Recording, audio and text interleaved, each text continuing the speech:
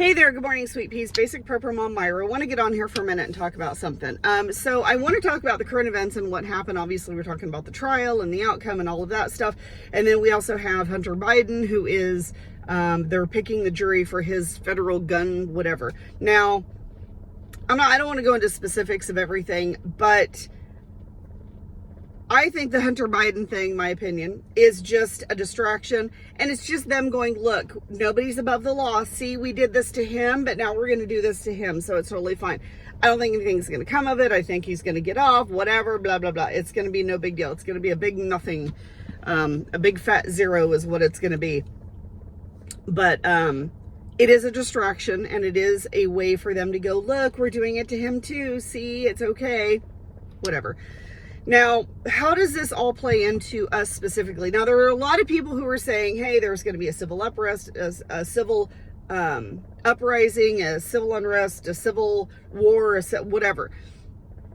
I don't think it's going to happen the way that we think it's going to happen. And if it does, I believe that they're 100% prepared for that to happen. Meaning, whoever uprises, whoever stands up against them, they are prepared for that, and they're going to use them to make examples to the rest of the people. They're going to use them to go, see, if you guys do this, if you even dare think about it, this is what's going to happen to you. So, you know, we have this whole Gen X uprising that's happening, and Gen X is taking over TikTok and whatever. Now, I'm not sure what we're supposed to be doing past that, taking over TikTok, but we are awake, and we are definitely not happy.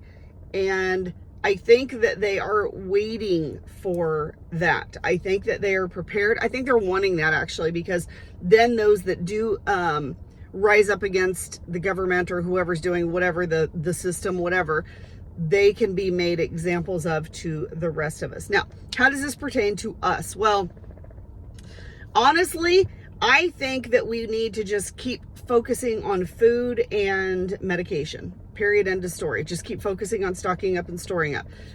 Also fortifying your house, making sure that you and your family are safe.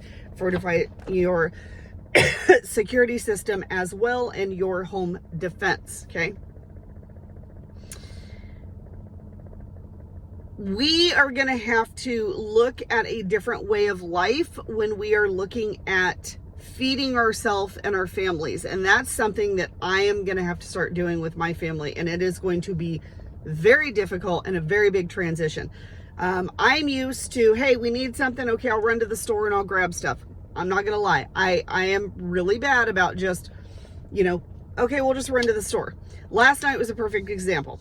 My husband's a truck driver, so he needed lunch stuff for the week that we didn't have. He usually likes just sandwiches, and he makes wraps, with just tortillas with the lunch meat and kind of rolls them up. So like sandwich wraps and snack things that he can just grab and really quickly throw in his lunchbox and go.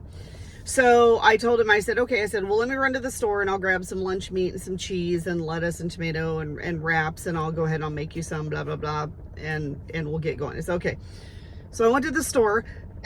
I got 2 cases of bottled water because they were on sale. Why not? I got him 3 packages of lunch meat, 2 packages of sliced cheese, lettuce, tomatoes, spicy mustard, because I don't know how I'm out of that. We use that quite a bit, and I wasn't sure how I was that, I didn't have any. Couple of bags of chips.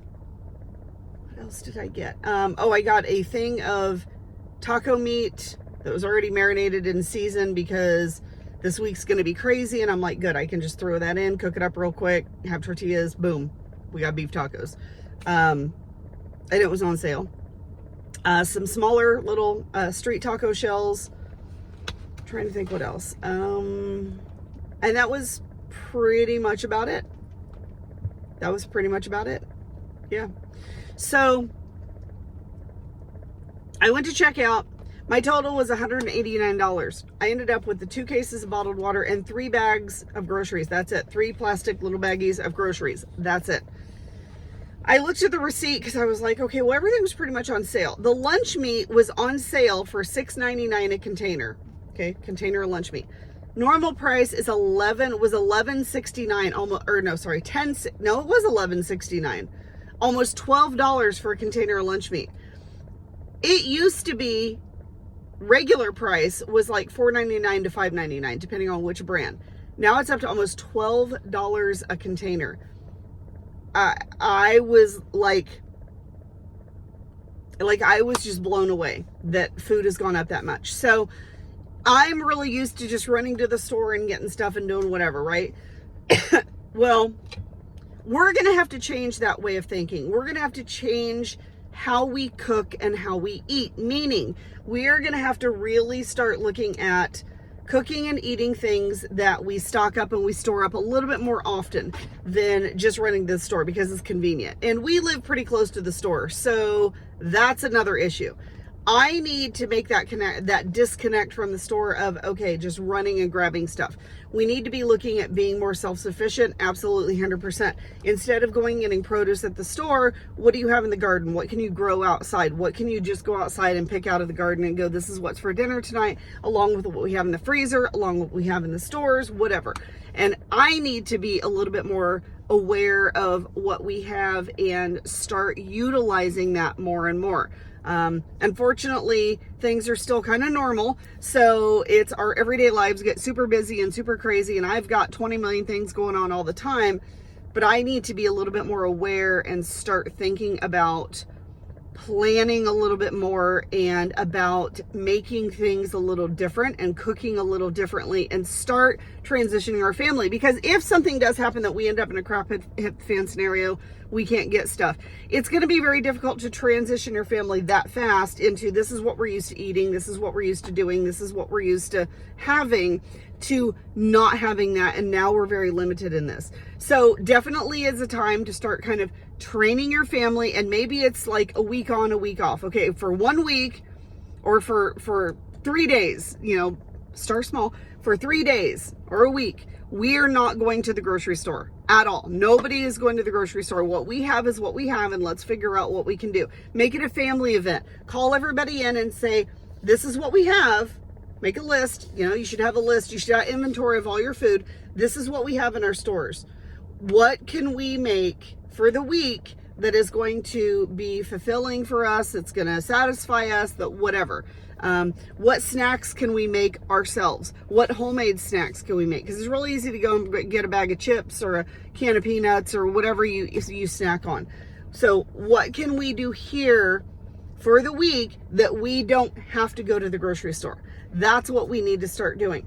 If you have dairy goats, but you always drink cow's milk, but you don't have access to that, start trying to transition. If you are in a milking phase, start thinking about that transition.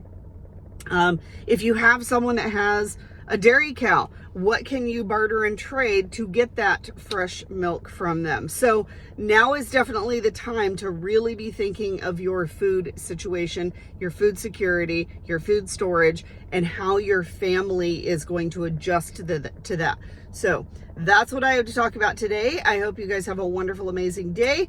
Once again, if you have any questions or comments, please feel free to reach out. I hope you guys have a wonderful, amazing day, and we'll talk to you soon.